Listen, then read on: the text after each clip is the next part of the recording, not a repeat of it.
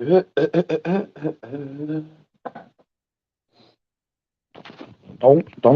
believe the hype.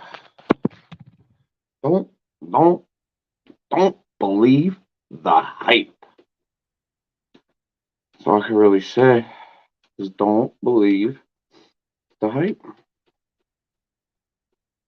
That's why I titled this live stream. Don't believe the hype. 'Cause that's all you get out of Pittsburgh media is hype and bullshit and slander and fake news. It's crazy, man. Reporting has died and has all become sensationalism. That's all we have now. You're not even just sports, bro. Politics, every fucking thing, bro. We got nothing but sensationalism nowadays. You got all these organizations, ESPN, Fox Sports, competing.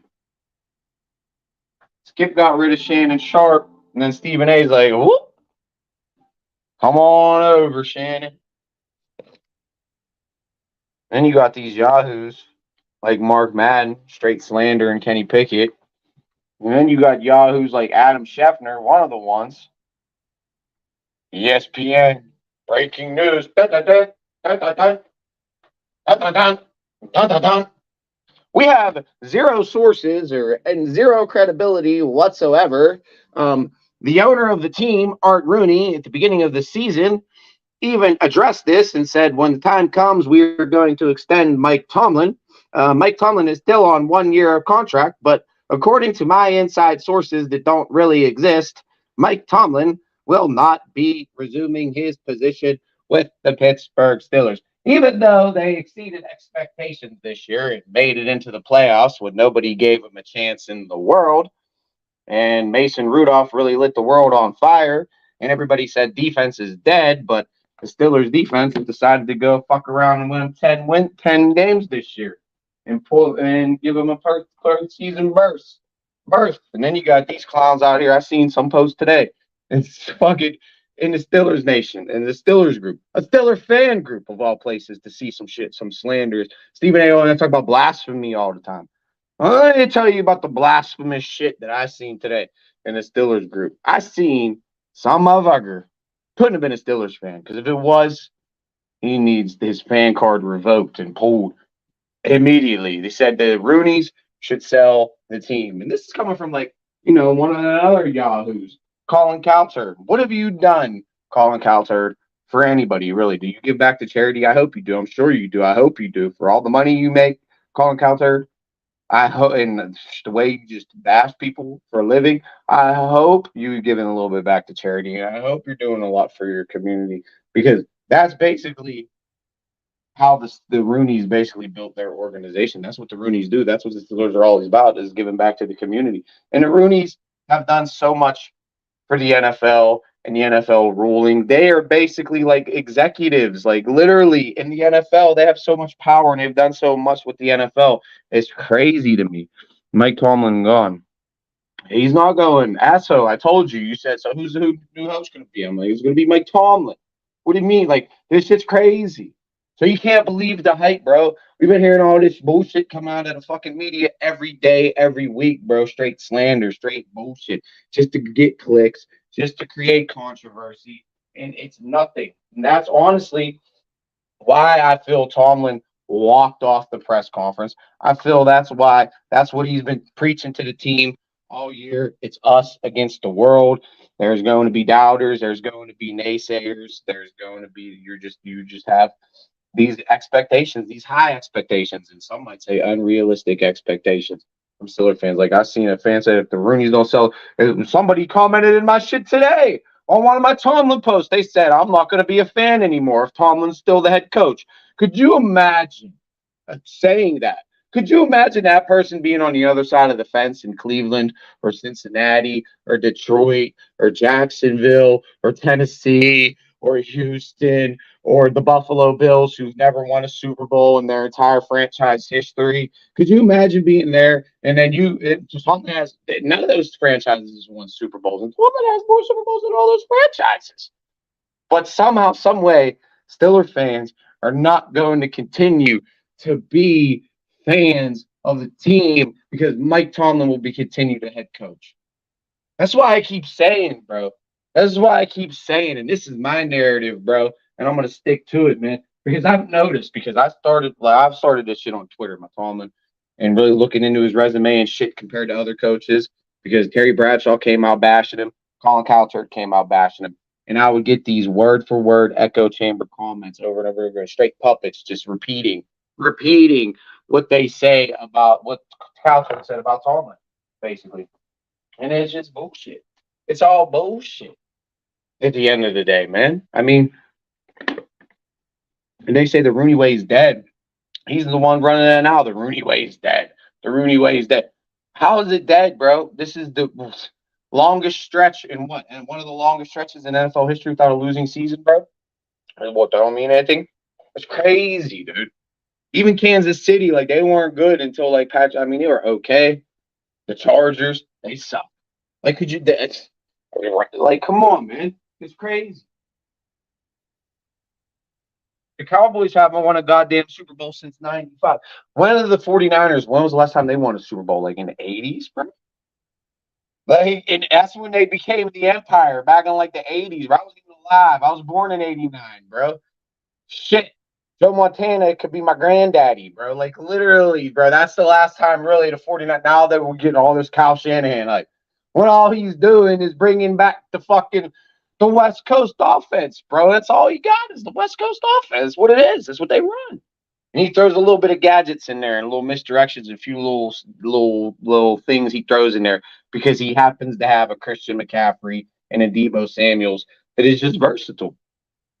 And yeah, he gets a little bit creative with it. I mean, I give him credit where credit's due. The dude's a good OC. His dad was a good OC, and his dad was a coach, and his dad ran the West Coast offense, bro. And so this shit's been getting passed down from generation to generation of West Coast offense. It ain't nothing new. And they hype these people up to be like gurus and shit. And they're not. They're not. Yeah, Tomlin's not an offensive guru. Okay.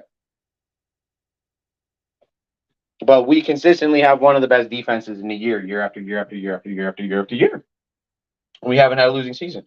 So to say that the fucking Rooney way is dead or what? What did you call it? Oh, here's the who I don't even know which fan you were. You said we were gonna lose. I remember you, dude. I can't remember every goddamn comment. Yeah, you said we were gonna lose. Congratulations, you were right. I was wrong. I thought we were gonna win. I believe that the Steelers are gonna win, and I believe that the Steelers are gonna be in the playoffs next year. And I believe we're gonna get that playoff win next year. We're gonna go to the Super Bowl. I don't know. I think this team is definitely trending in the right direction.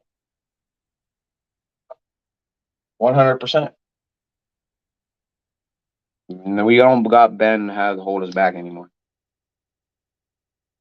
No more Ben to hold the Steelers back. We got talent.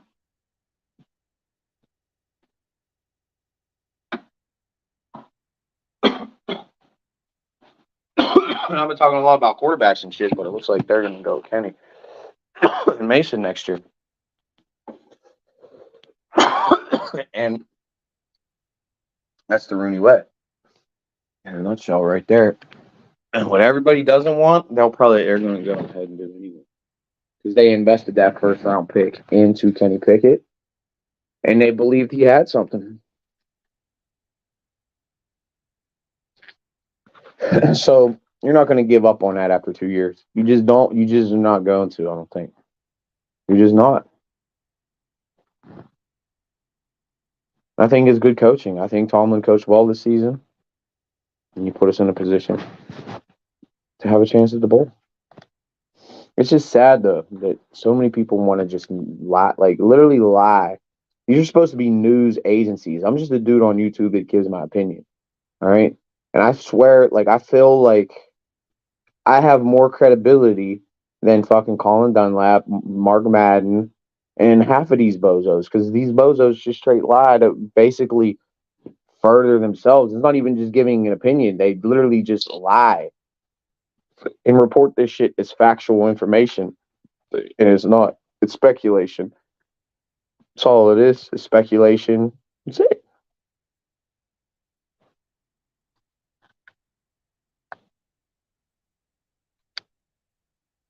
as a reporter, I feel your job is to call up Mike Tomlin and say, "Hey, are you going to be with the Steelers?" It's not even really a question that should be even asked, honestly. Like, I don't understand how these reports even surfaced, and like literally, the guy still has 1 year left on his contract and just made the playoffs. And the owner of the team, before I clipped it and uploaded it, said that they're going to extend him when the time comes. And now the time's coming. They said he's going to be extended within the week.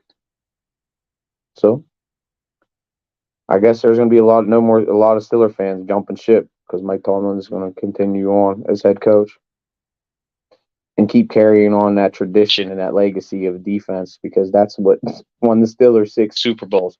But now all of a sudden we're supposed to expect it's dead because Kansas City and Patrick Mahomes struck fire a couple years. Get the fuck out of here, bro. How long did it take Andy Reid to win a goddamn Super Bowl? How long? How long? Pretty much 2 careers, 2 decades, until he finally was able to get it done. And don't get me wrong, Andy Reid's a great coach. But these people got to give Tomlin his due. He deserves it. He deserves his due. He is basically by the mainstream media, but it just seems like Steeler fans, I don't know. It's just never enough, never good enough. It's just you can't win. He can't win. No matter what he does. No matter how many times he goes out there, they want to just cherry pick and talk about those couple bad games that we shouldn't have lost that he lost, but they don't ever want to talk about or bring up all the games we weren't supposed to win that he wins and finds ways to win. And seasons where we're not even supposed to be competitive to where we're competitive. And seasons to where our franchise players are out and just with major catastrophic injuries. And we still, how most teams would not be able to pull out it. Look at the Rams last year when Stafford and they had all the injuries. They won the Super Bowl, and then the next year they was dog shit. Now they was able to find their way back in. McVay's a pretty good coach, but the NFL ain't sweet, man. A couple injuries can fuck any team. I don't care how good of a coach you are. You could be Andy Reid, you could be Bill Belichick, you could be Tom Landry, you could be Chuck Noll. If you have some major injuries, you're done. And after Chuck Noll and his dynasty and all them draft players, it took a while. You're not going to strike gold in the draft. Chuck Noll was able to strike gold in the 70s and have a great draft. And that doesn't mean he wasn't a good coach neither. But he's able to find some good players to go along with his good coaching. It takes a team, a total collective. And Tomlin talks about that shit all the time. People say he never takes credit for or like he tries to shift blame. Like, he'll always say, "It's me. I'm the coach. I got to be better." But if he's asked questions, like, he's got to answer the question. What's up, Brunt? I don't really have much. I mean, there's so much to talk about. I just want to go on a rant because it seems like there's a bunch of times where I went live and done videos and where the straight up Pittsburgh media just like lies, bro. Like, lies. I don't even know. Like, where did this all start? That Tomlin was not even like who was the first one to break this news? So I don't know. It's like the Kenny Pickett shit. Mark Madden was the one that spread that shit. So I knew that was fake. Just always gonna say, consider the source. It's Mark Madden's fat ass. He has no inside source whatsoever. He has none. I have basically, literally, his opinion is as good as mine, pretty much. That's really what it is. My opinion or your opinion? Which one do you want to take? And it seems like my opinion usually comes right over his. I will say that. Because his fat ass said we weren't even going to make the playoffs this year. So a lot of Steelers fans said. A lot of mainstream media people, too. So, we made it, though.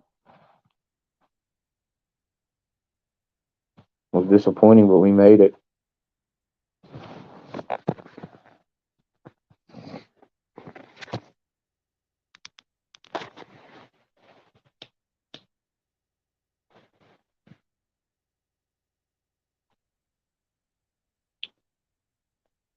I haven't done my research yet. I haven't really gotten into my research. There's a lot of news coming out, though.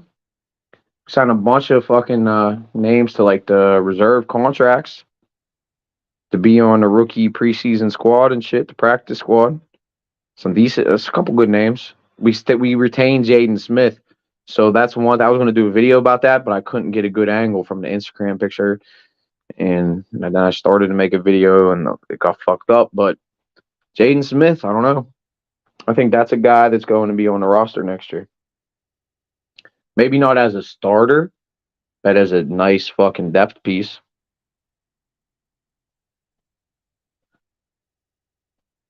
And I think this could be definitely a year. I think that because like the narratives, and I think Rooney's they don't care about going against the grain. They don't give a fuck.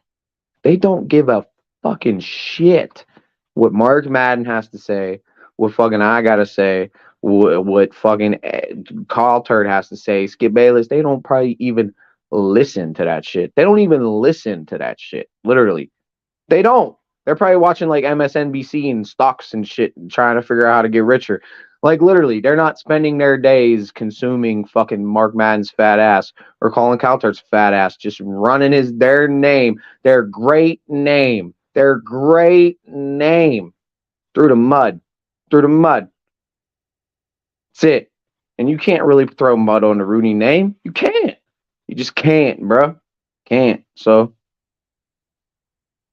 let them talk and look stupid and sound stupid, I guess, because that's all they do every fucking year. And it never fails. You think one of these years they'd be like, well, you know what? That was a pretty good job. That was a pretty good job, man. Thanks for keeping us competitive every year. And I know it's hard to get a Super Bowl.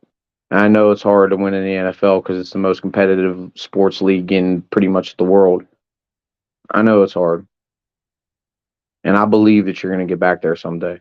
And I believe you have the talent. I believe you have the motivation. I believe you have the coaching tools. And I believe you are a great face and a great role model to this city and for this organization. And just because we don't get Super Bowls every year doesn't mean to run your name through the mud and bash you. Because you're building yourself a Hall of Fame resume. And you're going to go down as one of the winningest coaches of all time. I think he's tied for, let's see, where's he at right now?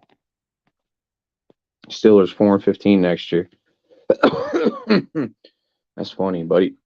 That's not even. Do you even play 19 games in a season? Have we extended the season now? 19 games?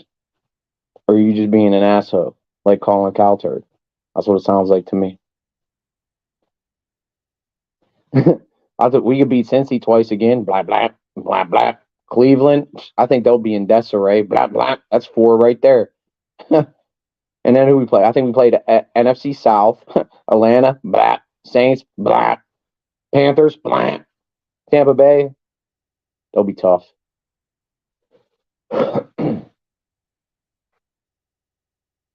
So that's 7 wins right there. There's 7 right there, bro. Right up the top. Not even look at the schedule in front of me. I can get the rest of them. And I probably can find like 11 or 12 wins on that schedule. And we've been owning the Ravens too. So we'll give me 1 against the Ravens. So that's 8 wins right there. Just from our division in the NFC South.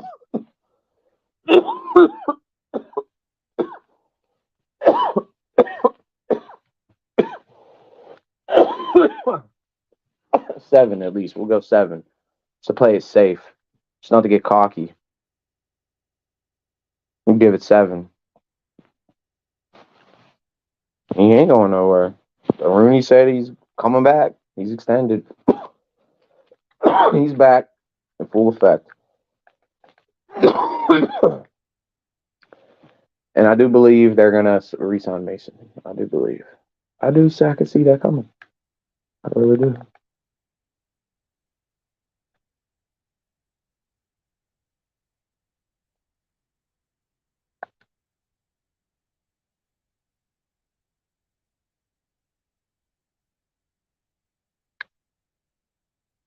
Yeah, right there.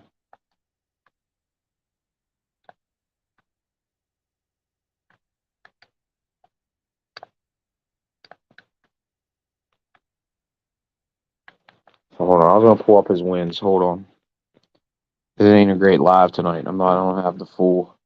I don't know. Ain't too much really news to really talk about. So I just decided to go live and just ramble. But let's see. Most NFL wins for a coach. Let's pull up the record here. There's a good site. Where's that site? Here it is. ProFootballReference.com. So Mike Tomlin is now tied for 13th. No, Jeff Fisher's ahead of him. I don't know why Jeff Fisher's ahead of him, but they have the same amount of wins. He passed Bill Parcells this year, Tom Coughlin, Mike Shanahan. He's well ahead of Mike McCarthy. See how Mike McCarthy's been coaching the same amount of years as Tomlin, though. Here, let's see next season. I predict, I don't know, I just said 7. So that'll put him at 180. He'll pass Jeff Fisher. He'll be 11th all time. So he's getting up there. And he's literally Mike Tomlin. Yo, this is going to make the Mike Tomlin haters really mad right now because they're going to extend. That's going to be the next video title. This is going to be the next video title. When they extend him, that's going to be the title of the video. So you're getting the scoop before the scoop comes right now for the few people that are watching. Mike Tomlin is 20 wins away from passing Chuck Noll all time. 20 wins away. And he's going to get extended 2 more years. Watch.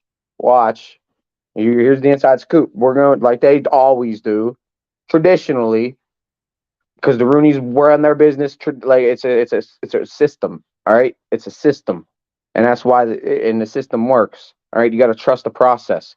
You have to trust the process, and the Rooney way, because the Rooney way is a winning way, and he's going to get a 2-year extension. Have 3 years left, and he can't get 20 wins in 3 years, and he's never had a losing season. And we just ripped off 10, and we're going to add a ton of talent to a young roster with George Pickens, who led the league in yards per catch, 2,000-yard backs, a guard that didn't give up a fucking sack all year, a rookie stud offensive tackle, JPJ balling out, TJ Watt led the league in sacks, and we add a little bit more talent to this shit.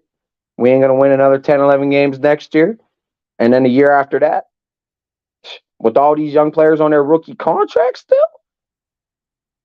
Huh.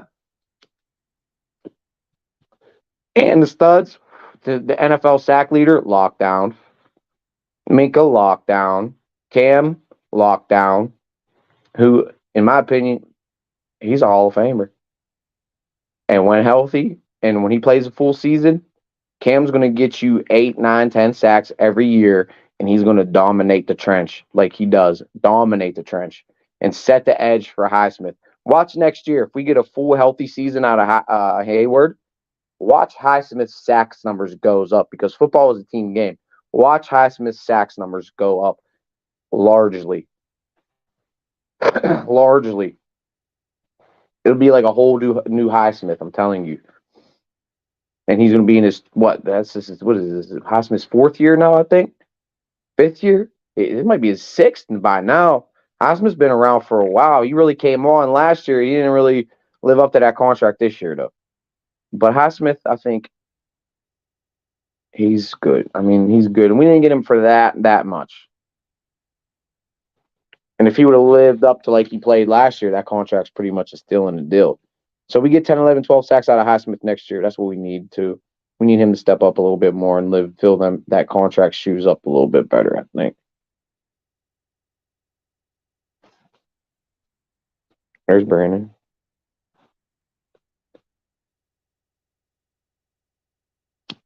Brandon's the normal. He's the one. He like runs with the Kyle Turd narrative. No matter whatever Kyle Turd says, that's just what's true. Because he's on the TV.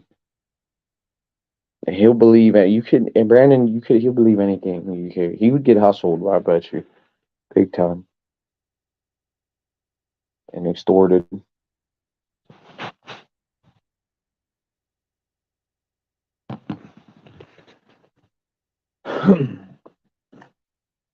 Brainwashed. Easily.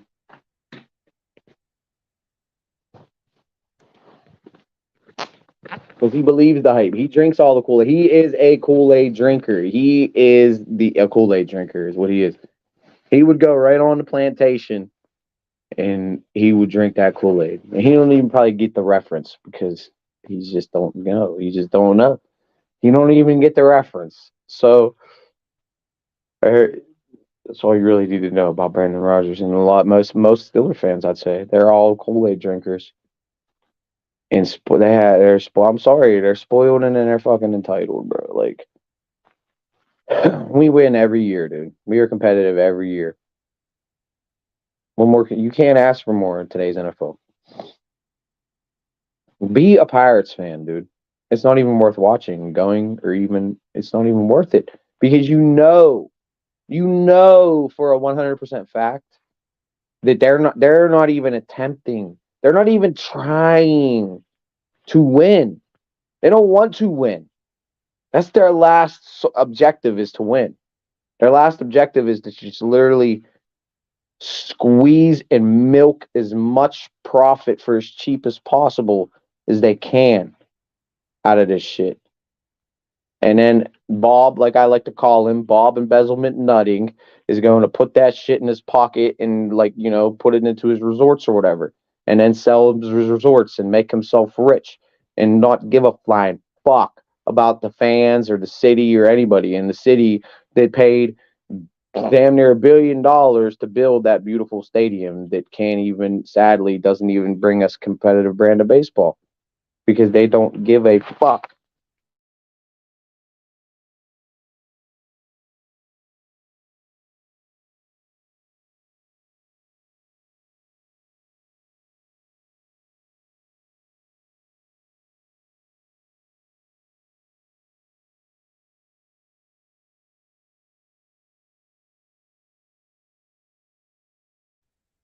And even the Penguins, they try. They're at least trying to be competitive. That's what the Steelers do. They're going to go out there and make moves that you might not think they're going to make, but they're going to really fill this roster out and make this roster as deep as possible. Watch. And sprinkle in their rookies. And like you draft an inside linebacker this year, you got Jaden Smith, a veteran, coming in as a depth piece to help groom the new fucking inside linebacker along to go along with TJ and Highsmith, bro. Our defense will be so elite. We need speed on defense. Like Max said that in one of his videos, and that's like, and even in my comp, like I agree with that. We need somebody to close off the fucking edge, and that's an inside linebacker like Shazier.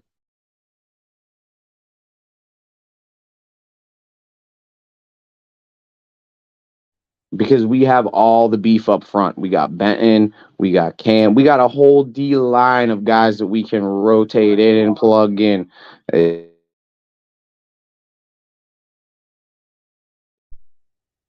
So it's a whole team. We got a whole defense, and you just get that speed at inside linebacker, pop, pop, pop, sideline to sideline. I think this defense will be elite.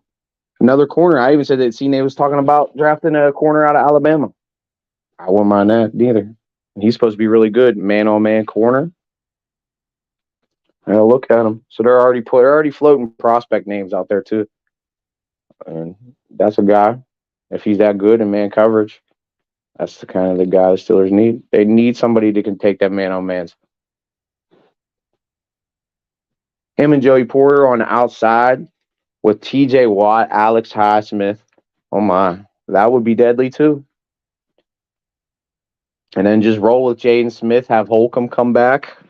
Because I think that's really what Holcomb was there. Holcomb is kind of supposed to be the guy that was supposed to be that guy that was like, he was more of a hybrid. You had Landon Roberts, who was the run stopper. Quan Alexander was more of the dimer, and then Holcomb was he was the starter, the Mike, and then you had them two come in and rotate in around him in the defense, and he went down, and then Quan goes down, and then we got smoked. That was such a big play, like to Knox, like that tight end, Miles Jack was on him, and you cannot cover him. So if we had a Shazier right there, Shazier would have at least probably deflected the pass or ran with him and not got smoked like Miles Jack got smoked. Through two crucial penalties at the end for Miles Jack, like you get a good inside linebacker, he's not going to make those penalties, and he's there. Will just be the defense will be, I think, so different. So we could go in either or direction. Like that's what I'm saying is the narratives. Like the Roonies are going to go against the narrative because everybody wants us to go offense, and everybody's going to be expecting us to go offense, and I could see them going defense. Literally, I could see them going defense, and that would shock everybody if they went defense. But I could see it happen. I think you got to bring in competition. Everybody's talking about Justin Fields. See why I don't understand. Like I don't know where this is all coming from. Like Justin Fields to the Steelers. It sounds good and shit.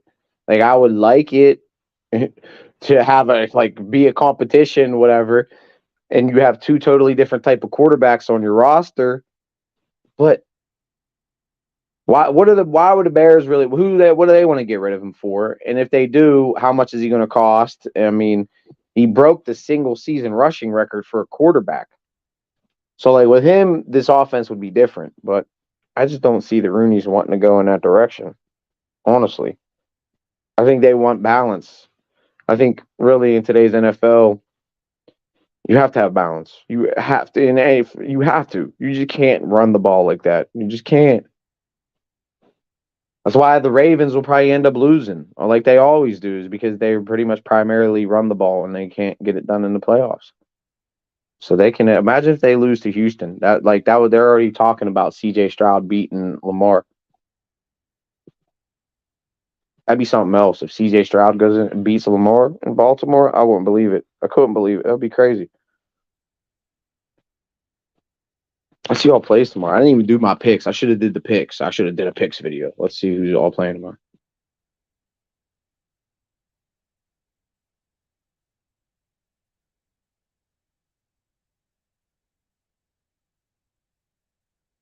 Tomorrow, the Texans versus the Ravens.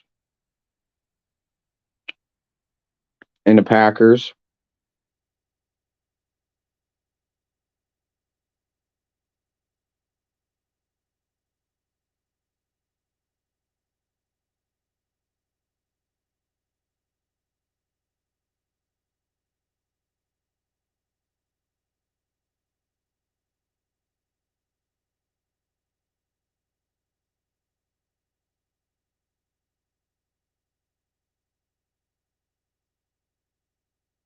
Are getting 2.5.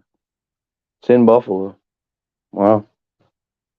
That's surprising to me.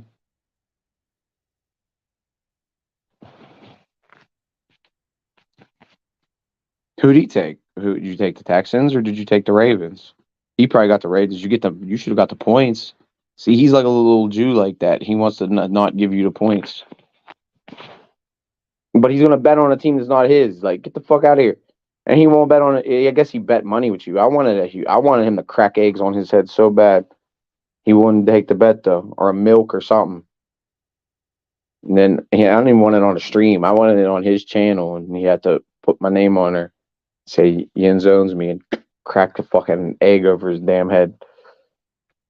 That's what I wanted. Fuck his money. I want to see him crack a fucking egg over his fucking head. Because he is just a hate, just a hater. That's the only way you can define him. Is no logic, nothing. He's just still gonna use. I'm doing good news. Doing good news. That's it. I would take the Texans in the 9.5. I think. I don't know about the Packers though, because the Niners 9.5 is a hell of a lot of points in an NFL game, but the Niners are fucking good. And the Ravens are good, but I just don't see them dominating like that. I could see them crushing Houston if they force some turnovers. Definitely. But if it's a close game, I could see just Baltimore getting an early lead and just grinding them down and just Baltimoreing them out of the game. That's what they do. Get a lead, play defense, and then run the fucking clock out. Sit. Easy. That's the advantages of having a team that can run the ball. Because you get a lead and you got a good D, it's pretty much game over, bro. Really. You start click, click, click, click, smash mouth, ground and pound. I run that shit on Madden. I run that shit on Madden. That's my scheme. I would do ultimate. That is my scheme. I smash motherfuckers out, and I play defense. I play really great defense on Madden. I run a 4-3 though, not a 3-4. I don't even blitz. I don't really blitz that much. I'd say like 35% of the time. 30% of the time. But I mix it in. Like cover 2, cover 3, and then zone blitz, so you never know. You're always guessing. I keep you guessing. So I mix it in just enough to keep you fucking guessing.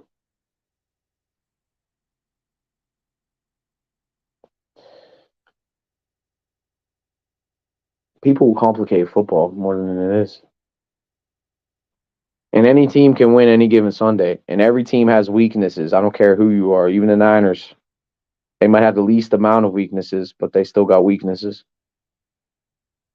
Like I'd say against the Browns beat the shit out of them. Because the Browns can really, like a Christian McCaffrey can't get nothing up the middle. They got Myles Garrett to seal off the edges. They got a good ass secondary. They can get after Brock Purdy, contain him. It's just a bad matchup, and they got fucking smashed out by the Browns. Just a bad. And then when we play the Browns, it's a fucking dogfight. It's different. So we match up better against the Browns because we're just good at stopping the run, and they want to run the ball. The 49ers are good at stopping the run, too. I'm not going to say they're not, but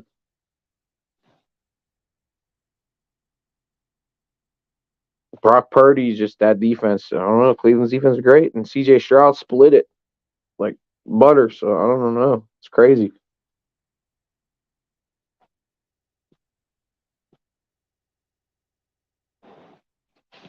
I also got 20 with BR with the Ravens game. Who do you got, the Ravens or the Texans?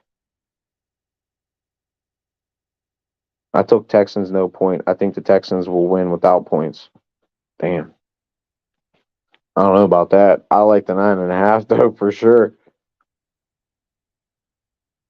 If there would be any bet that I would bet, I would probably take Texans in the 9.5. I would say is the. But I don't know, man. That's a tough one. It's so tough because literally I could see it being a close game, and I could see Baltimore smashing them out. I don't know, CJ Stroud, because Baltimore's got a really good secondary, man. Really good. Their linebackers are good as hell. Patrick Queen. I wish we had imagine if we had Roquan Smith or Patrick Queen would be nice too. Whew.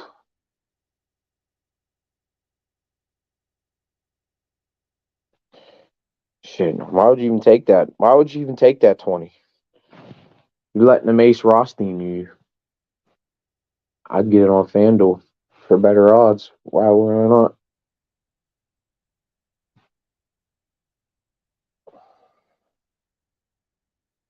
And you can do parlays. That would be a nice parlay. Texans in 9.5, and then what was the other one?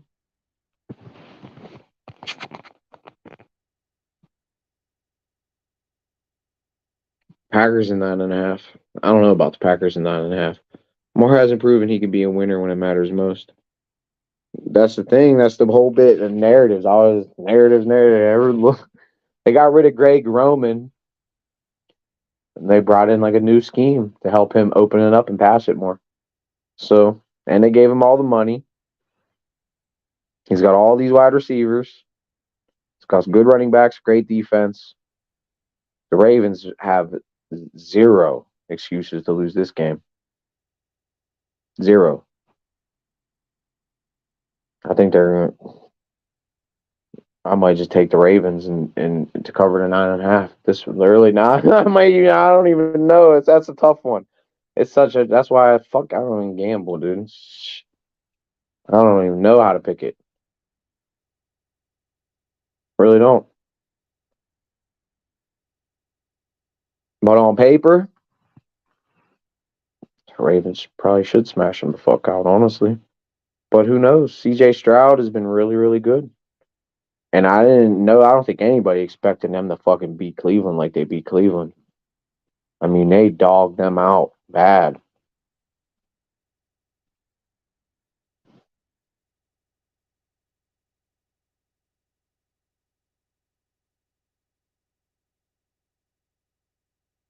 Bad.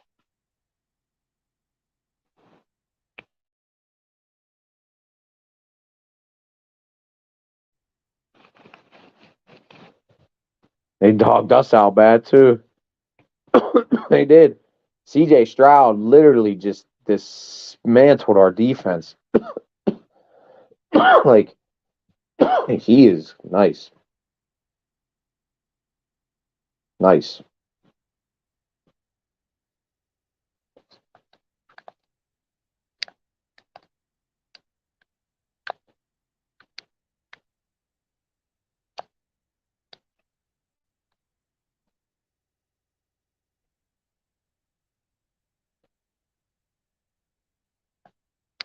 Dude, I want to have like a panel once a week, a Steelers panel, to where we just talk about the Steelers.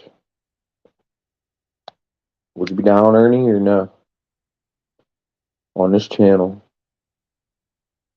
And there'll be no bullshit, no drama. It'll be strictly Steelers related. And I mean, a real shit can come, but if he acts like an idiot, he'll just have to go backstage for the day and go to Coon Handlers or whoever else's stream. You gotta know how to regulate him. I just don't want to regulate him, but if I have to, I will.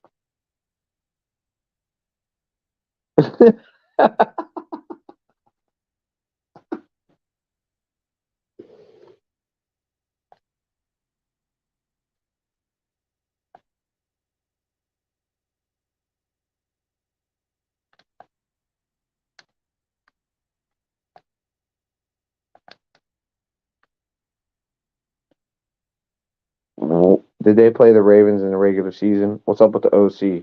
Maybe you talked about it, but I just got here. No, I'm just a rant. This ain't a great live, really. I just went live to go live, honestly. And when I was talking about Greg Roman, and I could say, let's say if like this Justin Fields bullshit story comes true, even though it's not going to come true. But if that did happen, and we got Justin Fields, we should get Greg Roman. That would be something else. Because Greg Roman worked with Josh Allen, worked with Lamar Jackson. He was with Lamar Jackson when Lamar Jackson won his MVP. So I don't know why Greg Roman got the shaft so bad. But he did. Just because they couldn't get it done in the playoffs. But, I mean, you have Lamar Jackson playing at MVP level. I mean, he's playing MVP level this year, too. So maybe it's just Lamar.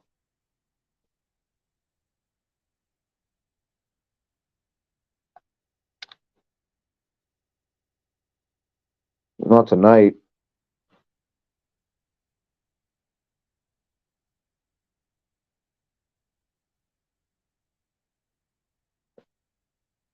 He said he's not ready to give up on Pickett. Pretty much.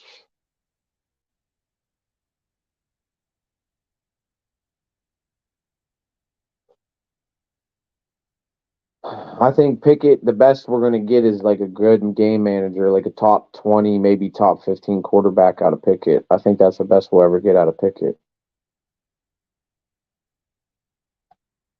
It doesn't mean you can't win, but that's what I think that's the best we're going to get. He's definitely got to get better at reading defenses if he wants to become that, though.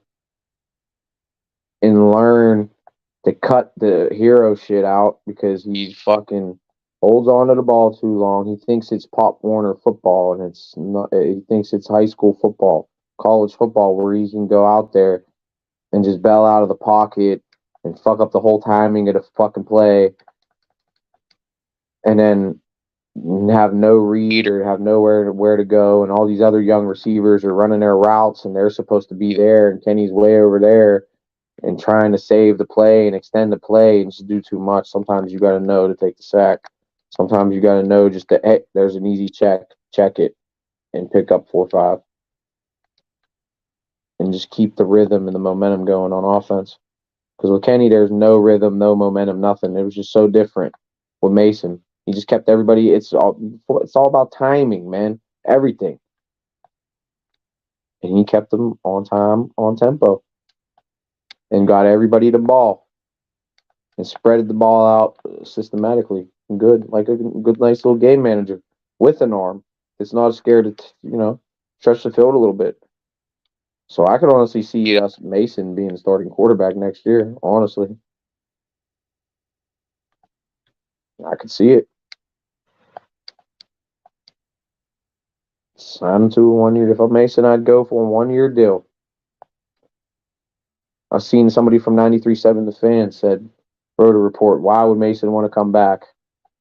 I'll tell you why he'd want to come back right now. Is he's been groomed and prepped and has been working in this system forever.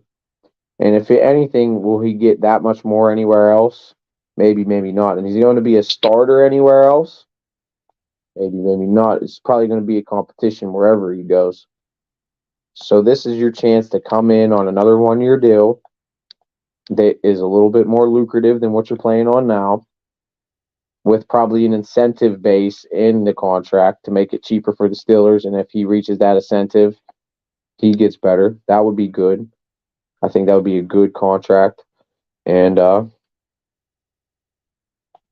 you go. Because we don't know if we're going to use him or start him. So we don't want to pay him big money to put a big dent in our cap. So we want to make it worth his while, and we want to make it worth our while.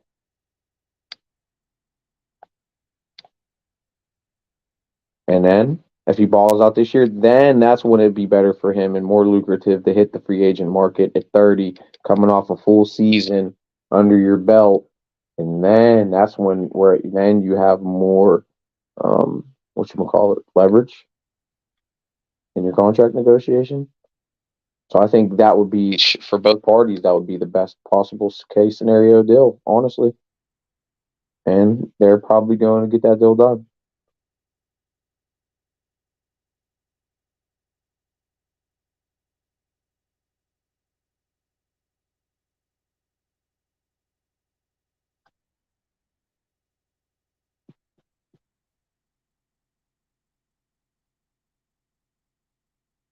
Can't hold on to the football.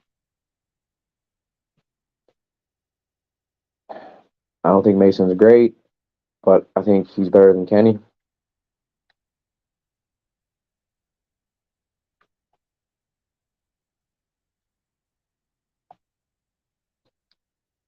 I think he might even be a better athlete than Kenny. I think he might probably be able to bench more than Kenny. If you put him in a bench press competition, I bet you Mason will bench more than Kenny. Mason's probably weighs more than Kenny. So yeah, he's stronger than Kenny. Stronger arm. He's just better. Better at reading defenses for sure.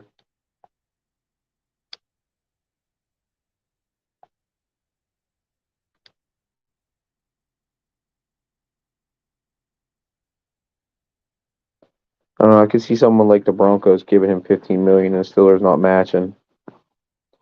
I don't know. If I'm the Broncos, I'm probably going to draft a quarterback, honestly.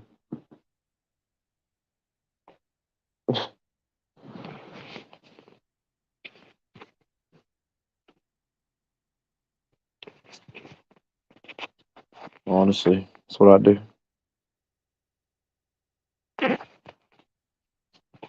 Because Mason's not going to save your franchise. He's not going to save our franchise, but we need a quarterback. and he needs an opportunity to start and showcase what he can do. Because there's only 4 games. So that doesn't really give him, it gives him a little bit of leverage, but it doesn't give him like as much leverage as if he played like that through 17 games. Put it that way. He averages like what, 250 a game? So 10 games, that's 2,500 yards right there. So that's already better. Better than Kenny. Better than Kenny. Then let's just add 7 more games on that. What's 7 times 25?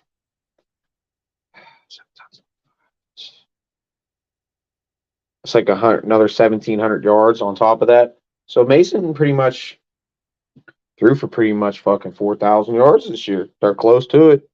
Above what I wanted Kenny to go, 3,500. I think we start Mason the whole year this year. We could have won the division.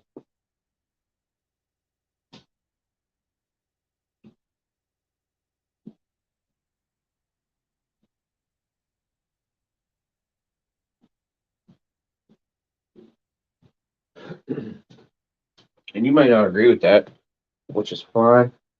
But that's like really what a lot of these sports writers do. It's just all speculation and opinion based. They're articles.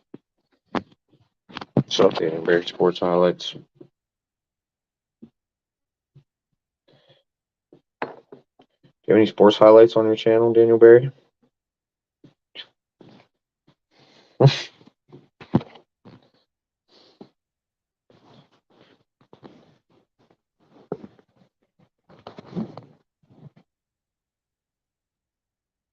Ten plus fumbles. I doubt that.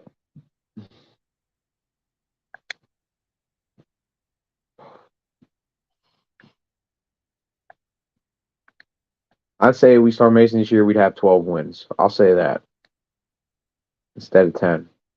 We would have got 12. Patriots game and the Cardinals game right there. 2 more wins on the schedule. Maybe if we started him in that Cleveland game, that's 13 wins. What did Baltimore finish with this year? 13 or 14? I think it was 13. 13. They finished with 13. So we started Mason this year, we would have won the. I'd say we would have won the division, and we could have probably won that Jags game too if Mason started. I'll say that too. So we'd be the best team in the league.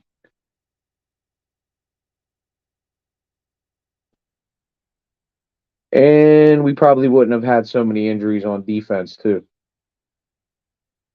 because the defense wouldn't have been left out on the field all game long, every single game, for like 13 plus games in a row.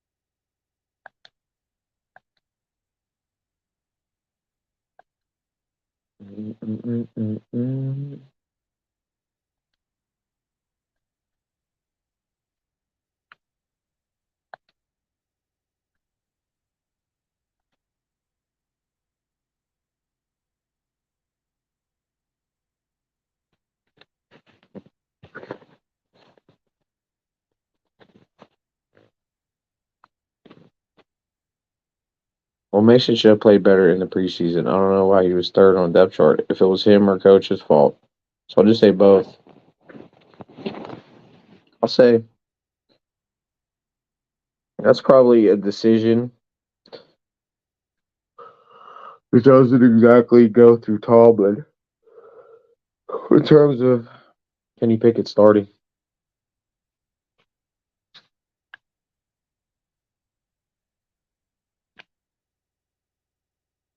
Kenny Pickett starting, and Mason did have a good preseason and a great offseason. Mason pretty much had the best preseason, actually, statistically. So there's that. But they say the preseason don't matter, and you went up against scrub defenses. So there's that too.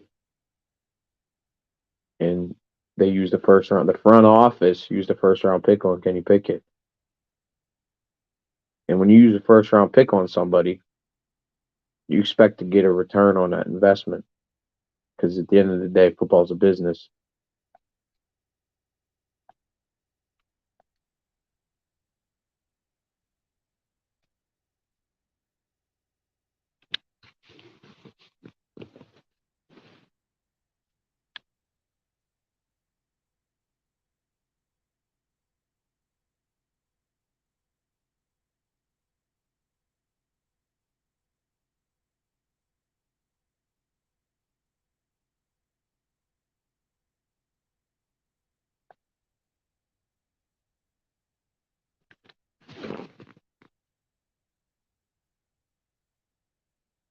Hmm.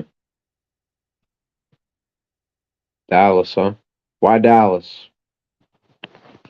They didn't get rid of Dak. And that big ass contract they gave him.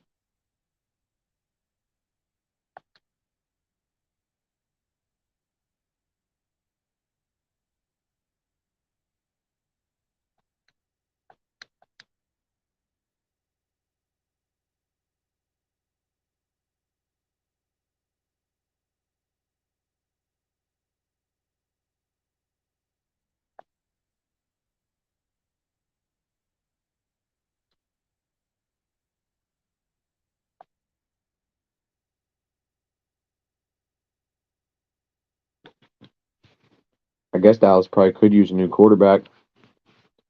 I mean, you put Mason on Dallas, really? With CD Lamb and all those running backs, good offensive line, more of an offensive minded head coach with Mike McCarthy and the West Coast offense. Shit, he might ball out in Dallas. Hell, he might ball out in Pittsburgh next year if he given an opportunity to have a full 17 games under his belt.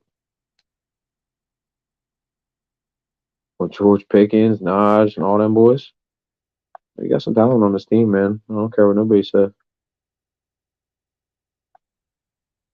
Got a whole off season and the whole next year and the whole year after that and the whole year after that. Mike Tomlin. So better fucking buckle up. Don't believe the hype. He ain't going nowhere. He's back in full effect with a new contract. And I'm gonna break the news to you right now, Tomlin haters. Before the news gets broken and before the record gets broken. That record is Chuck Noll's all-time wins in franchise history. And if he does it if he will do it in these next 3 years, that will mark his 20th season, 2 decades in the NFL. And Chuck Noll coached 22 years. So Tomlin will have reached 193 wins in 2 less years as a head coach. So here we go, Steelers. Let's get to the playoffs next year. And let's make some noise. I'm gonna cut this one. I might cut this one. I don't know. Let's see. Here we go. Dak is a bust. He's got a big arm, but that Dallas team will utilize. Yeah, I understand Pickett, but Mitch was bad since he got here. Still, Mason couldn't get past him. I think some of that is Mason not taking the job serious, thinking he'll be stuck on the bench. Well, I'll allude to that point too, and to my point of football as a business. And the front office gave Mitchell Trubisky $10 million to essentially be the starter, not just the backup, the starter. And they drafted Kenny to basically sit on the sidelines and wait and see what they got with Mitch. And Tomlin decided to pull the plug and go Kenny. And Kenny is what the front office wants. And Mitch was getting paid the money. So obviously that's who you have to go to. Did he wait too long to make the move? Probably.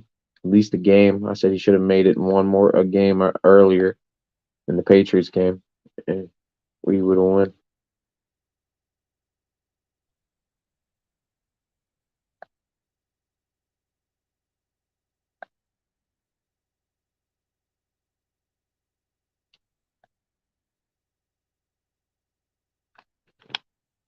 And that's true. He played in Oklahoma. Our running backs are so good. We really need to build our middle offensive and defensive line leverage. I think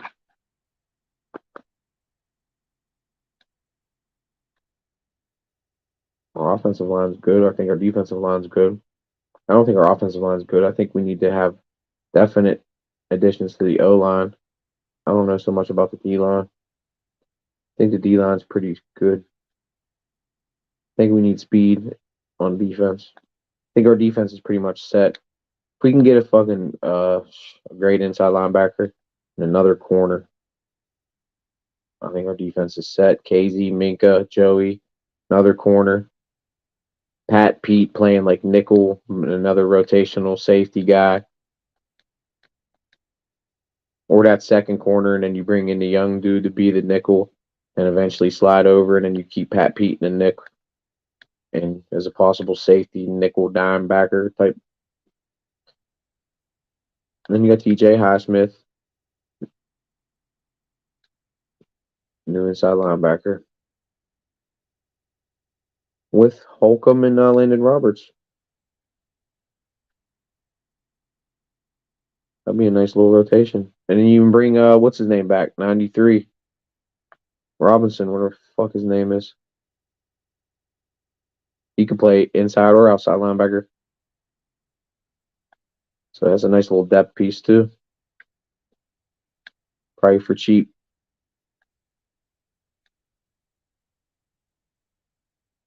And you got Keanu. Probably get rid of Ojanobi and let DeMarvin Lill or Loudermilk step up in that spot or whoever. Martavius Adams. Slide Benton over to a DN tackle type thing. Or move Adams over. I'd move Adams over.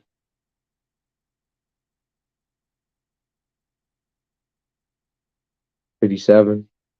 He's more DN than nose tackle. Benton's nose tackle.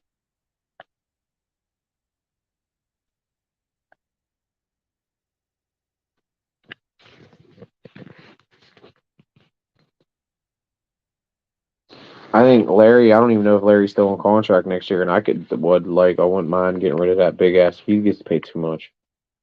He's not that good.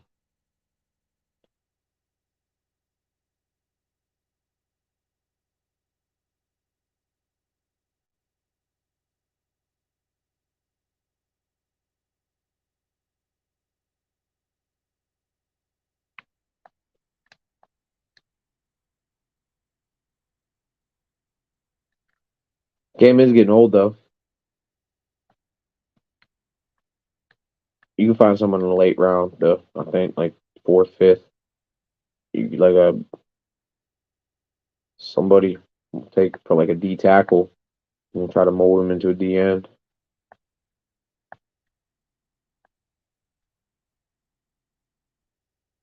We got Herbig too. I think that defense is really good.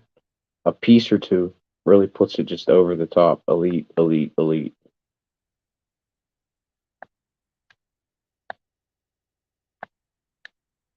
And really, the offense side really is a center and a quarterback away from being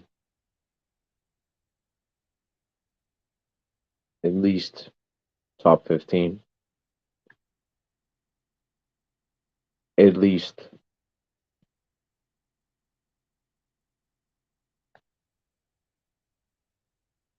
With the best defense in the league.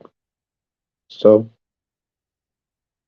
I put a poll. Will Mike Tomlin win a playoff game next year? Or will the Steelers win a playoff game next year? And majority say yes. I'm with the majority on that one. I don't always go with the majority, but on that one, I'm with the majority.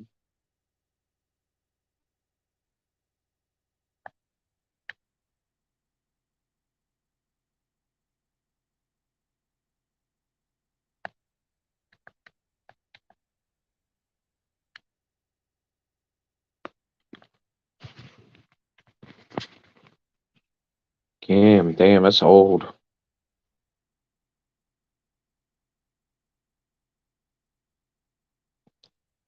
I didn't know he was that old.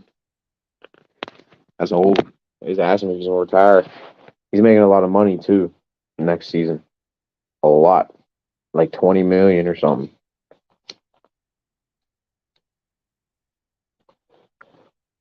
That's like buku bucks. He's on the sidelines all year too. He's making buku bucks this year.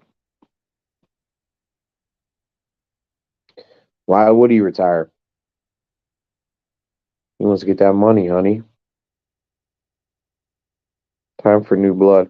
I like Omar picking in draft and making more moves this offseason. They did improve the season overall, so we'll hopefully get better. We did. I think the past 2 years we've been really running the ball very well. What is this? This is Naj's third year. Shit, this ain't even. This is his third year because he played with Ben his last year, and then like so really like when like literally like the running game was terrible for the longest time, and it's been turning around a lot. I mean, we damn near had 2,000-yard rushers. So it's really, you don't have to have a great quarterback. Like I've been saying it, you can run the ball like that. You don't have to have but you have to have a quarterback that can lead. Like Kenny was missing, like every game I do videos, and it's every game. Kenny would miss at least 2 or 3 or 4 guys, just easy money. Easy money. He couldn't convert. And that fucks the whole rhythm up of Naj and Warren and Pickens and everybody else because you just can't pick up a nice little 5-yard dig. Then you keep the defense off balance when it's 2nd and 5. And then you have to guess if Naj is running or if you're passing. You can't just key in on something. And Kenny would put us in third, and then on 2nd down after the Naj fucking up the middle didn't work because they keyed in on it every time because we showed it every time, and Kenny's scared to make a check. He'd go out there on 2nd down and take a fucking sack and lose like 7 yards instead of just stepping up in the pocket and making it like a 1-yard gain. He loses 7 yards and sets us up for like a 3rd and 17. So there's no guessing involved for the defense on 3rd and 17. What are you doing on 3rd and 17? Any idiot that doesn't even know football knows on 3rd and 17. Not only two play, you're either going to throw it or they might run a draw up the middle. That's it. Or like a screen or some bullshit.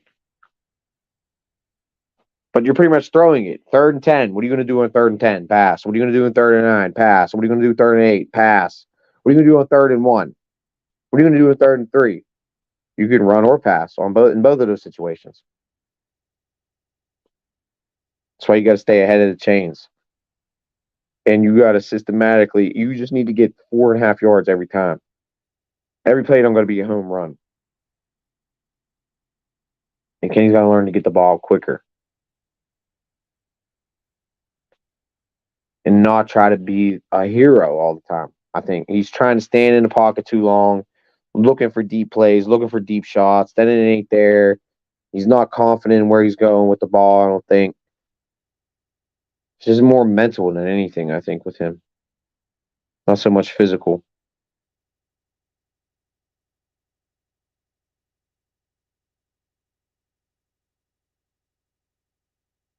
And that could be, something to do with the offensive coordinator not being that great, too. I mean, Canada's play calling was not good at all.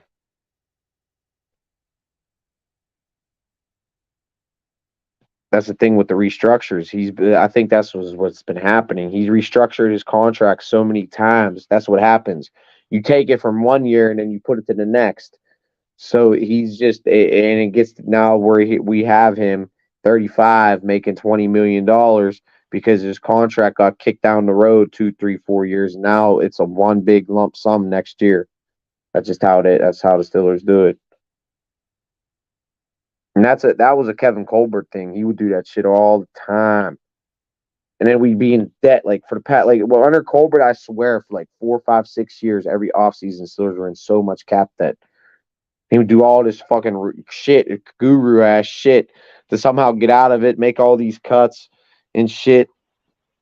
Because they was trying to compete every year. I think Omar Khan has his philosophy now And the Rooney's philosophy is to like they're trying to build. They're not trying to go out there and spend. They're trying to internally. That's how they do it. So that's why we're going to have either Kenny or Mason go out there on the cheap and let the rest of this talent groom into its own.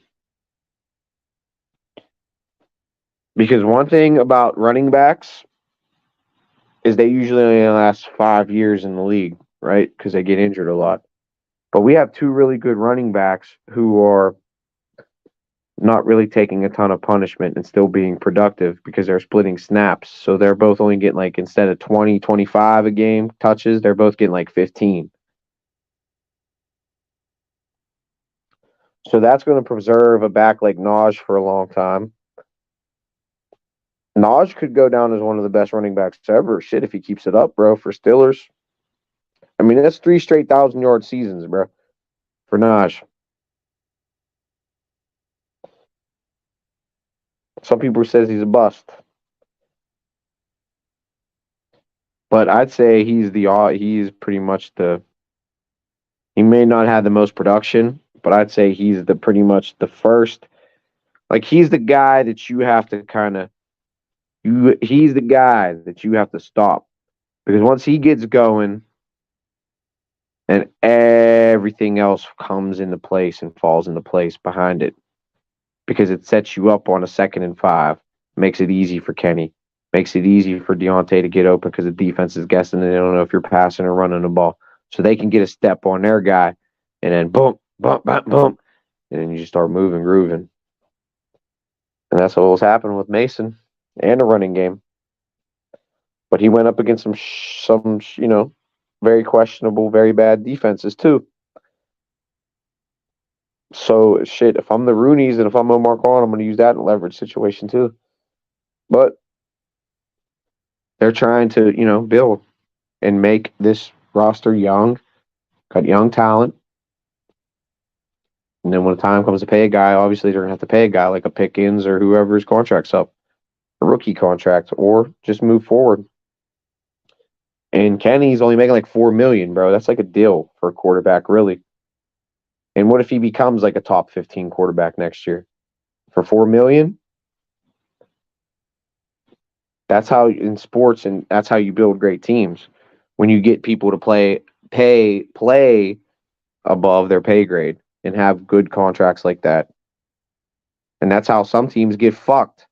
Like the Cleveland, I think next year is going to be fucked because they have 60. They're deuced the anointed rapist, Deshaun Watson, $66 million guaranteed next year.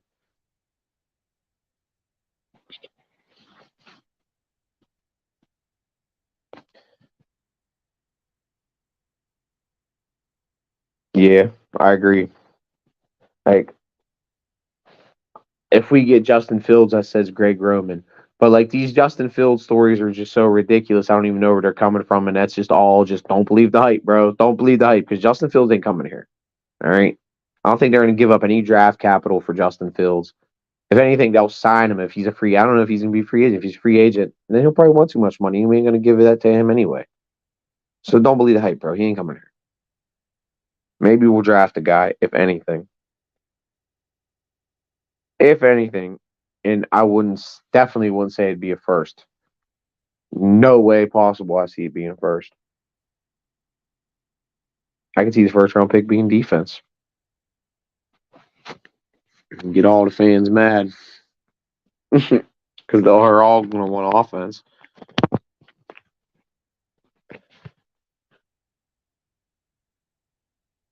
Bring Mason back, trade Pickett to Vikings. He can play with Addison. I wanted us to draft Addison, actually. He'd been perfect, so perfect for this roster. Perfect. And he played very good this year with the Minnesota. That Mason's and Cousins battle. There's no fucking battle there. If we go sign Cousins, it's going to cost a lot of money. And Cousins is going to be the presumed starter. And if we're going to do that, why wouldn't we just sign Cousins and just let Kenny be the backup and then just not pay Mason? I would say that would be the better direction to go if you're going to do it that way. If you're going to sign Cousins, just let Pickett play behind Cousins on that cheap deal. Hopefully learn behind Cousins. And then if Cousins happens to go down, boom, Pickett. can maybe step up and be better, shock the world. Because Kenny is back to the point of it, the NFL's a business. Mason's not on contract. Kenny is on contract. So Mason is a free agent. He's not even a part of the Steelers organization right now. He's not even part of the Steelers organization right now. He is a free agent, unrestricted.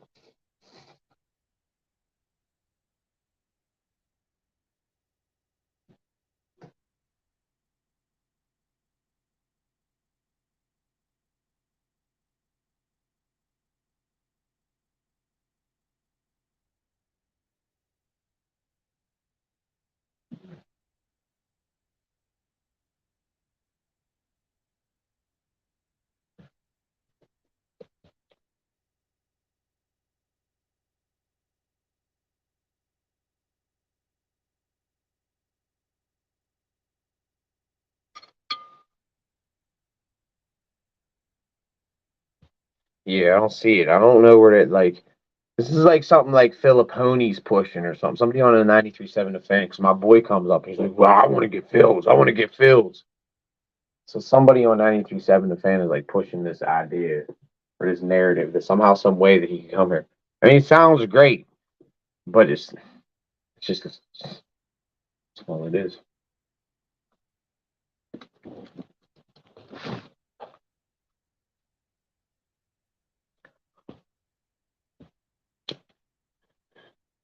I mean, he puts up numbers. Daniel Jones got $35 million. It's just literally the quarterback market. It's just the quarterback market. It's crazy.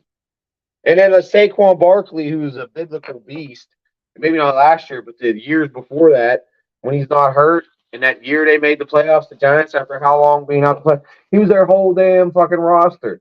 And then he had to hold out and get money. I mean, shit, if I was him, I would have held out too, man. I'd say I want money. He only got $12 million on a 1 year deal. And they just pretty much used him up and abused him. Now Saquon Barkley might not even be the same.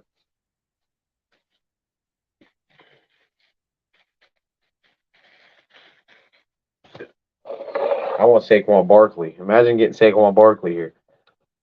We'll fuck a quarterback. We'll just run. What was that shit they used to run in the Wildcat, bro?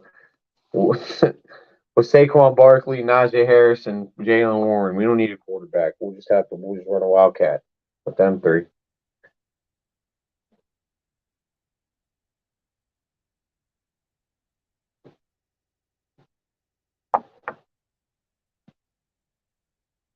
I think Jimmy G. I think they're all very expensive options. I think Baker would be at least 20.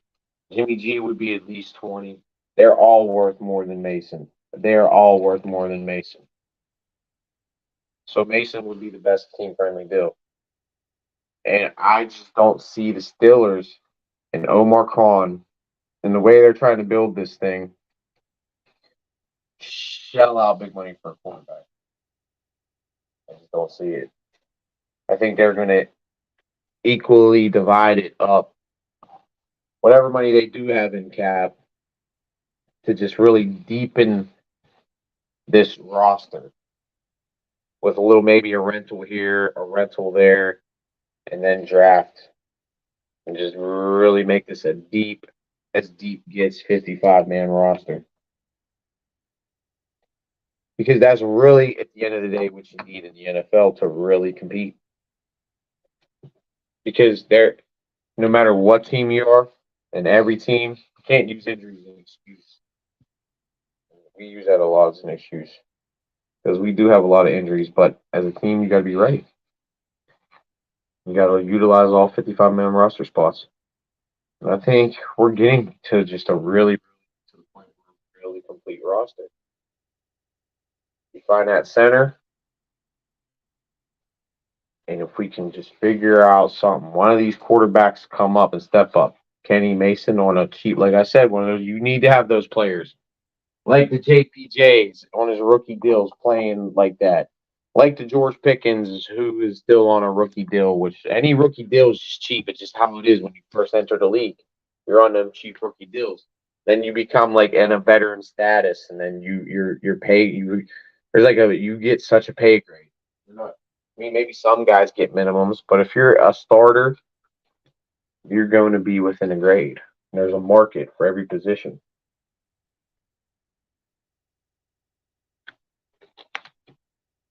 That's why I like the salary tags and shit. If you want to like, the teams have to at least pay a outgoing free agent if they want to retain him at least the league average, at least once he's getting off that rookie deal. If you want to hold on to his contract, so it's a business. It's like that Le'Veon Bell thing. We basically forced him to play another year.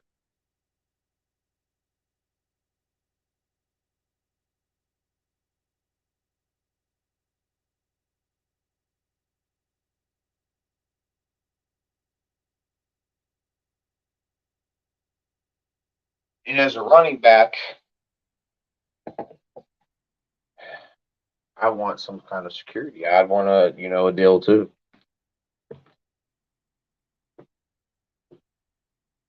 So that's where that whole situation came. And it's with all running backs now, really. They kind of get fucked over. But that's a great thing. We got two running backs. Knowledge is making a nice chunk of change because he's a first round pick. But it's still not crazy money. It's like 7 or 8. It's pretty good for a running back. But that's why they say you don't take running backs in the first round, I guess.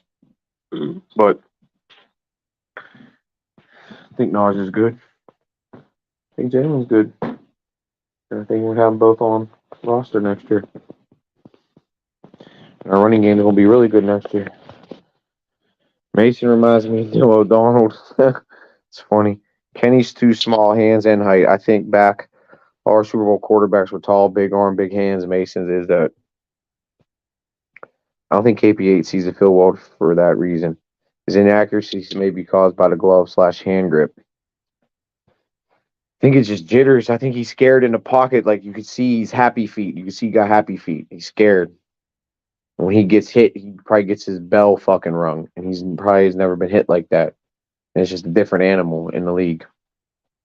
And he was able to he used to have the mobility in college and do certain things that he can't do in NFL.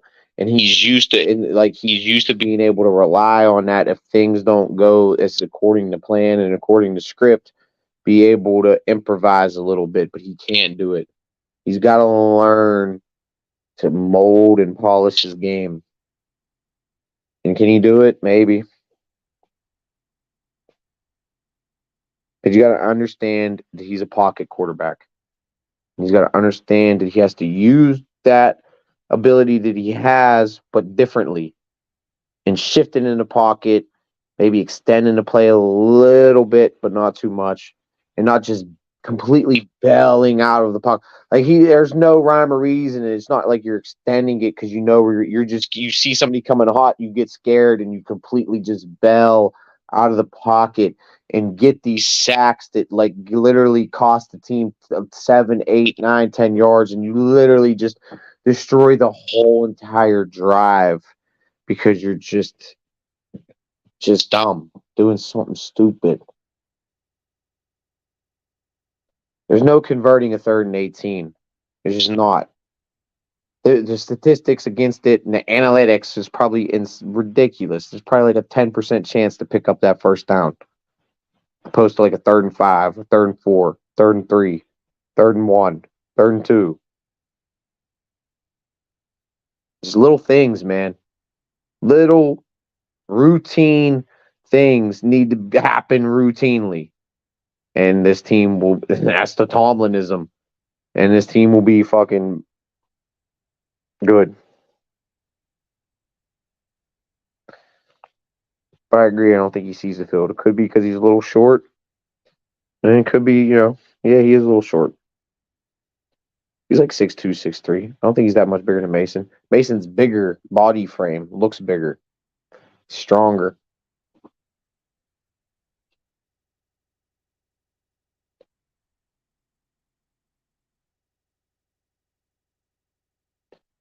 I would bet that Mason benches more than him. Probably deadlifts more. It's just probably stronger.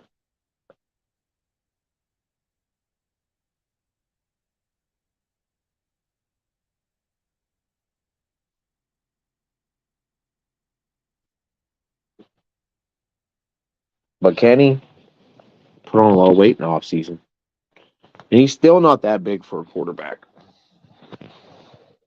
He's like what, like 215 or something? Mason's got to be at least 225, if not more. Mason might be more than that. Mason might be like 230, 240. So Kenny, I don't know, you're trying to put on weight, kid. I don't know. What are you trying to put on weight, kid? You're not a running back. Get in that film room.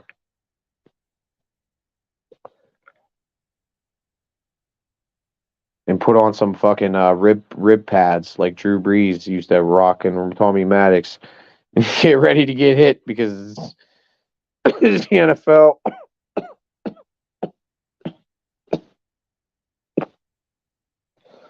That's pretty much it. He's got to learn to stay in the pocket. He's got to learn to get rid of the ball quick. He's got to learn you don't got that much time in the pocket.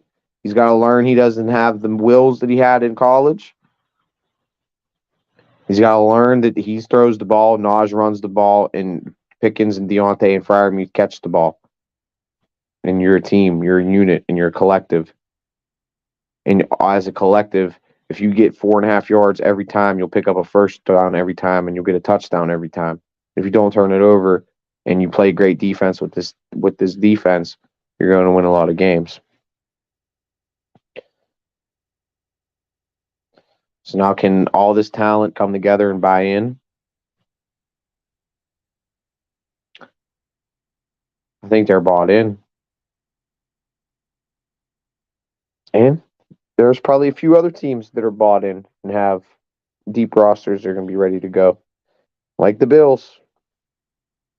And they just happen to be a few steps ahead of us. So now we got to start to catch up a little bit this year. And whichever one of these teams, Kansas City, Buffalo, the Ravens, whoever, whichever one actually does go on to win a Super Bowl, there's going to be, it's the NFL's a business. So there's going to be players' contracts probably coming up, and they're going to want a ton of money, and they're either going to stay, and that team's going to have to, delegate a lot of money at their cap to that player, or there's going to be another team that comes out and steals that player from that team. And a lot of times, the Super Bowl team is not as good as they were the next year after that. That's just the way the league is. And that's what makes it the best league, because it's so competitive. And, this has been just an all over the place live, but title of the live stream, just don't believe the hype. Tomlin ain't going nowhere because of that competitive nature that he brings to the Pittsburgh Steelers year in and year out.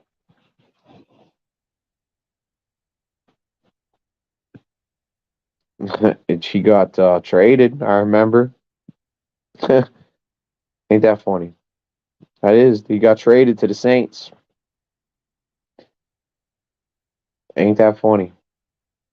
LaDainian Tomlinson, I actually seen an interview LaDainian Tomlinson did about that, and he was talking shit on the coaching staff because Marty Schottenheimer used to be the coach, and he was like, man, we was really building something with Marty, and then they brought in North Turner, and then he got, that was his quarterback, Phillip Rivers, and he got rid of fucking Breeze and changed the whole thing up and fucked the whole thing up. He pretty much took a shot at him because that team was nice, bro. They had Drew Brees with Daniel Thomason. They had this other running back, Michael the Burner Turner and Darren Sproles, literally on the same roster. Antonio Gates. They had that linebacker. He was doing a bunch of steroids before he got caught, going crazy, picking up sacks like a wild man. They used to have his DN too, that was a beast, like Castillo or something. His name was. That Charger team was nice. Breeze went on to New Orleans and just tore it up. He's one of the greatest quarterbacks ever, I think. Breeze he broke the mold, I think, really. Because that's what it is. Drew Brees was that guy who's like 6'1", 6'2", not big enough, not strong enough, don't have the big enough hands. That's what they all was saying about Drew Brees, honestly, at one time. That is true. Then he went to New Orleans and he became one of the most accurate, great game managers. He didn't have the biggest arm, but he knew how to get the ball out quick. He knew how to read defenses. And you put a little bit of talent around that with accuracy, being on time, on rhythm. You don't have to be you don't have to be you don't have to be a 6'5" quarterback that can run and throw. Stand in that pocket. Maybe every once in a while roll out, have a little bit enough mobility to roll out and have the accuracy to be able to complete your passes with throwing the ball on the run. You could be a good, not Drew Brees level, but you could be a Jimmy G. You could be a Trent Dilfer who's won Super Bowls. Phil Simms who won Super Bowls. It wasn't that great of a quarterback, but smart enough and just good enough to help the team with all the talent around him get there and get the job done.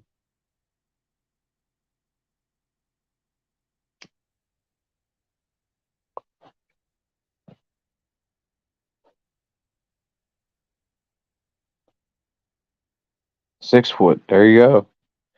He was smaller than that.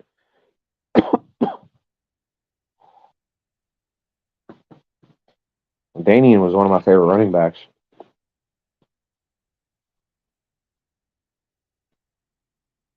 I won't say one of my favorites, but he was one of the best of my era.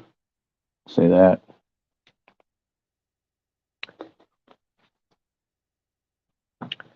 He kind of took a shot at the head coach. I think it was Norv Turner that took over for Schottenheimer.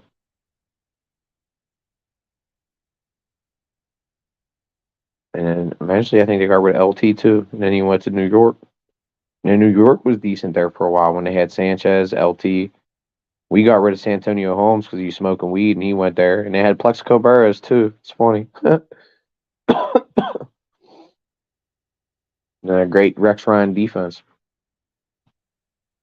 And he was with Baltimore and the coordinator, and then he became head coach. LT was nice. He had another good running back with him too. It was quick to back LT up. I don't know about his hands. I know he's a tiny guy though for the quarterback position. I don't really think. I think people put too much shit into that in the hand size. What doesn't make no difference.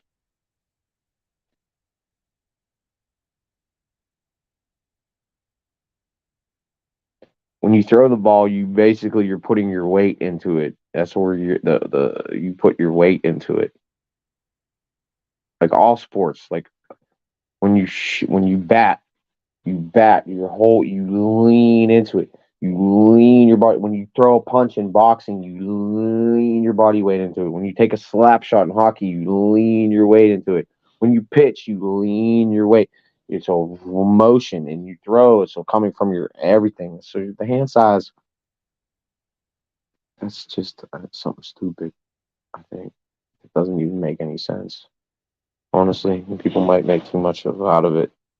I've been going for an hour and a half though. Damn. You guys are giving good comments, but y'all gotta help the channel out and hit that like and hit that subscribe and hit that notification bell so we can make these lives even better with your questions. And we get more people in here and more questions and more subscribers and more fans to bring in more good questions that you guys bring to help these lives go along. So if you appreciate the channel and you appreciate the content and you appreciate the Steelers community of fans coming together and talking about the team, make sure you hit that like button. Make sure you hit that notification bell so this community can grow. And we can take this channel into a whole kinds of different directions. Maybe even get interviews of players on here. Or maybe future prospects. Maybe that's too much to ask for, but future prospects out of the Western Pennsylvania area that are, going to go to college, want to make the college, and to bring it, we can take this channel in a million different directions. It'll stay a Steelers channel, but, got to help it grow, and that helps it grow. So, well, That's dunking the basketball.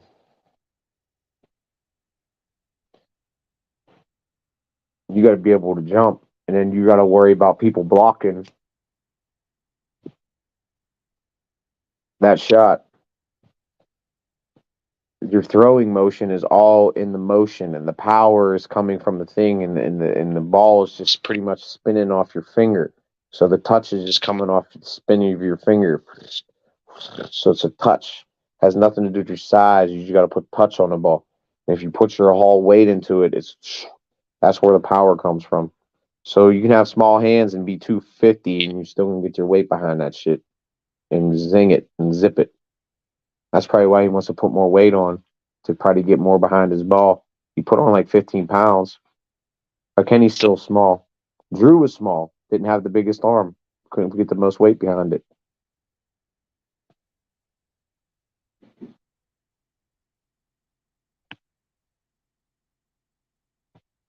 Oh, I could. My offenses on Madden are ridiculous. You don't like my drives, bro, they'll be like 15, 16, 17, 18 play drive like my drives are so methodical. It's crazy. It's just I systematically move the ball down the field, clink, clink, clink, and I run the ball. Old school football. West Coast, I'd say I run kind of scheme, but more like run first.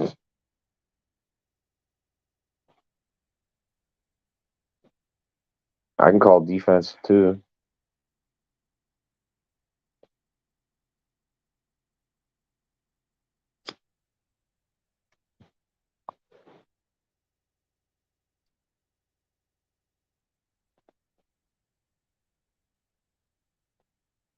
You know how many games of Madden I played? I used to be love Madden. When you play Madden for money, I love Madden. You're a rumbo like Joe Biden. I don't talk about Joe Biden here or Trump or none of that. Steelers community.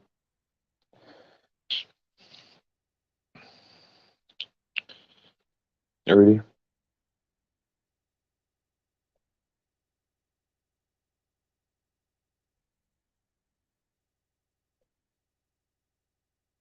And I like, even though this is a Steelers community, obviously the Browns are related to the Steelers, so we can bring that here too. And the Browns, oh, your team, the Browns, oh, the anointed rapist. I shouldn't say that, but I'm going to anyway because it's true. $66 million. What are y'all gonna do with that? What are you gonna do with that bum? You're done.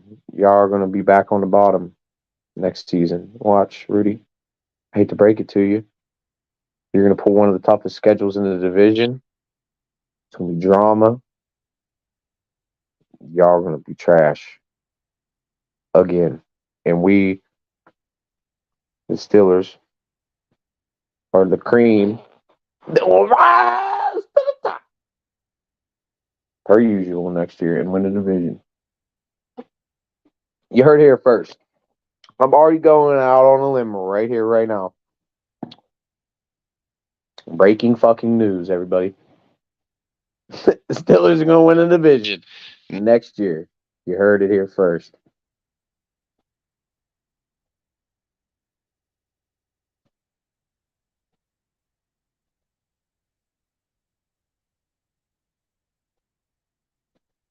I can palm a football too. It's not hard.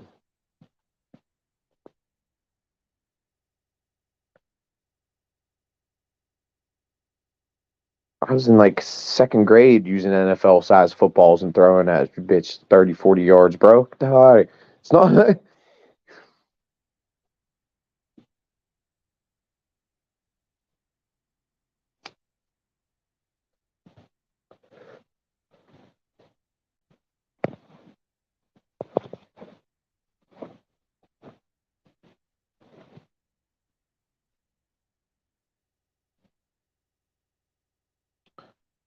I might have to cut back on the lives a little bit, and I might just start busting out some videos. I think I'll bring better content that way, so I can get some more subscribers in here. They will still do the lives, but I'm gonna. I'm not good at the schedule, making a schedule, especially for live streams on YouTube and keeping up with it. I'm going to figure out a day and a time to where once a week is the live, maybe twice.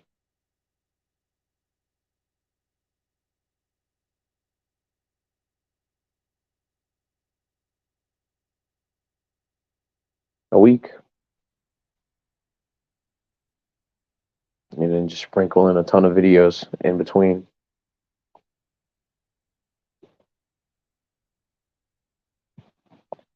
Because I'm like a nut hair away from being monetized. And once that happens, that'll give me even more motivation to want to push out content and churn out content. Because I'll actually be making money on these goddamn videos now. At least something. And we're going to see how much. Probably not much. But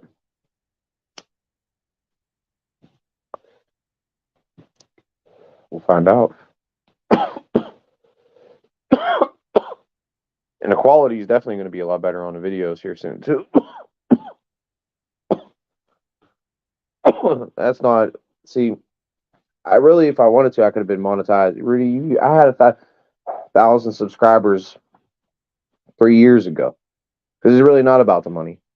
It ain't. So if it was about the money, I would do fucking NBA content. I would do every little thing to just get the views on my channel.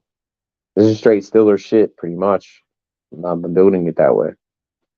And it's just been successful because it is my passion. It's my passion. So yes, if I can make a little bit of money doing my videos, something I like, yes, that would be nice. And it doesn't cost the audience anything. Except to hit that like button and drop a comment about the team we love, Pittsburgh Steelers. So here we go, baby.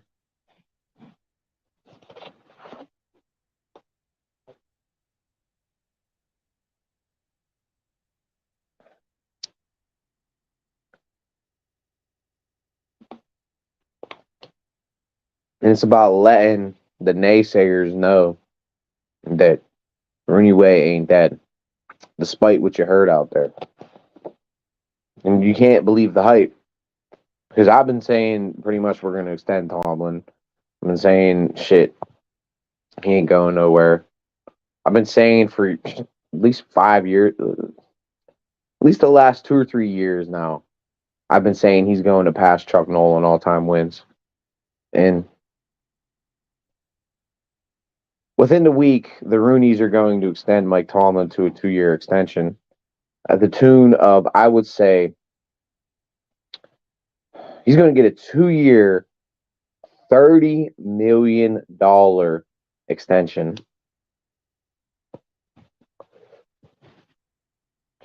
To be made one of the highest paid coaches in the league. As the Rooneys do. And why so many people respect the Rooneys and why so many players, generation after generation, are willing to run through walls and put their body on the line and do whatever they can to bring success to this franchise, unlike Cleveland. And we're going to be back on top. Despite what all the naysayers say. We're going to be back next year. We're going to be in the dance. And we're going to have a motherfucking chance. And we're going to have a lot better chance next year than we did this year.